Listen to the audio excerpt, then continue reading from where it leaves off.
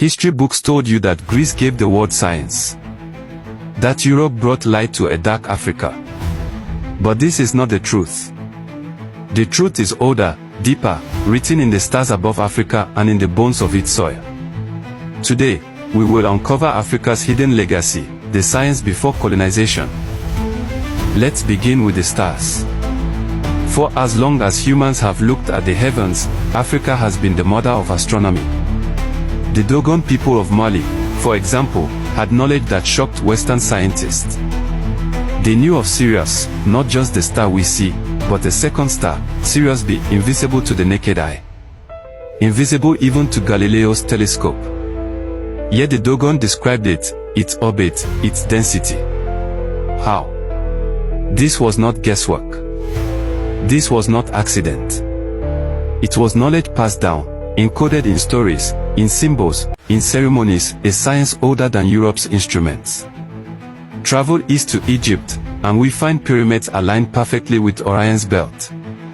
Not one pyramid, not two, but a constellation written in stone. Thousands of years ago, Africans measured the heavens with such accuracy that today, modern engineers still marvel.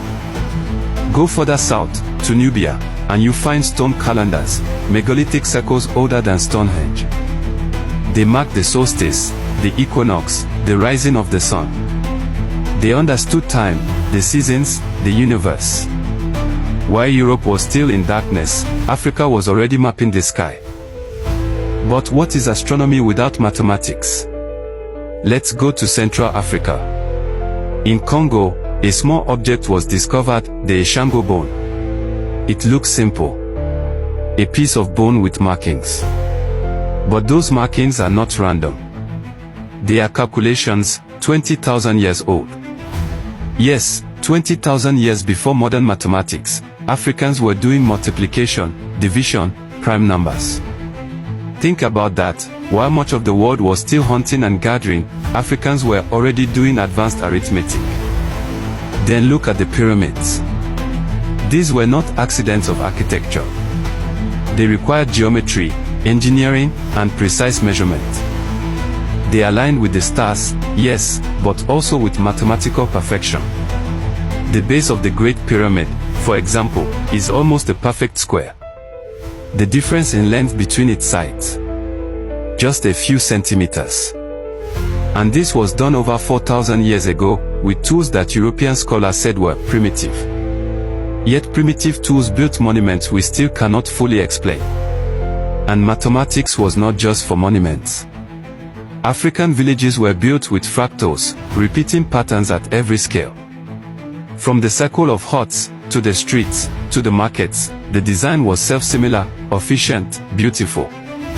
Today, we use fractals in computer science, in coding, in artificial intelligence. But Africa had already mastered them, not on a computer, but in the soil, in the structure of daily life. Now, let's talk about health.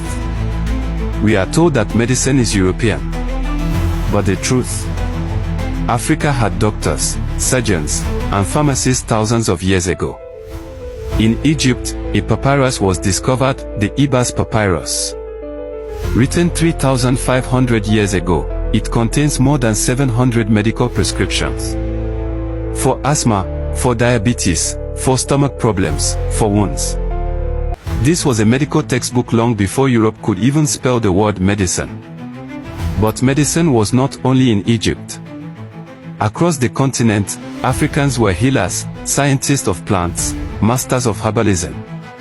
In Nigeria, the Yoruba people catalogued hundreds of healing herbs.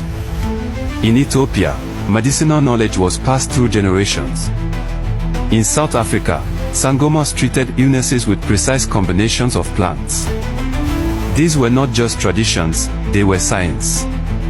Even modern pharmacology admits, many of our drugs today come from African plants, studied by African healers long ago. And surgery.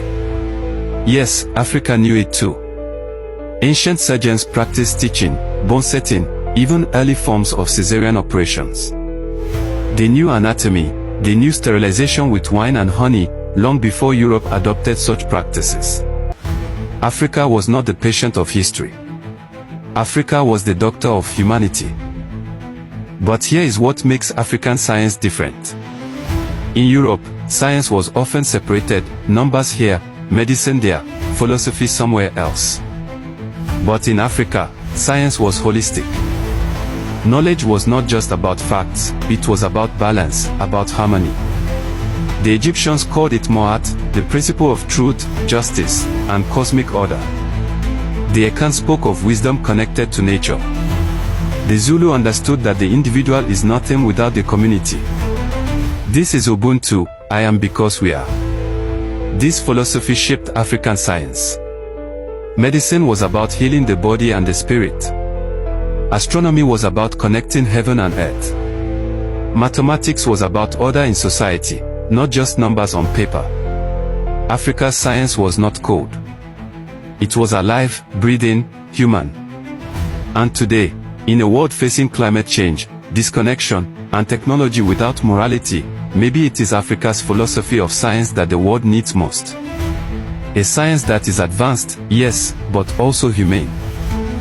So what do we learn? That Africa was not waiting for Europe.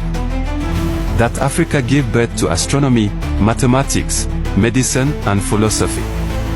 That colonization tried to bury this truth, but it cannot be erased. And now, the question is not only about the past, but the future. Young Africans, you are the descendants of astronomers, doctors, engineers, philosophers.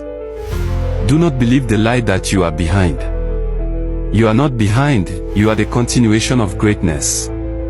When you study science, you walk in the footsteps of your ancestors.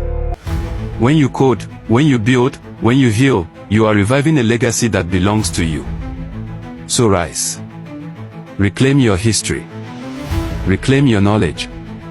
Build your future. Let the world know, Africa was the first scientist, and Africa will be the scientist of tomorrow.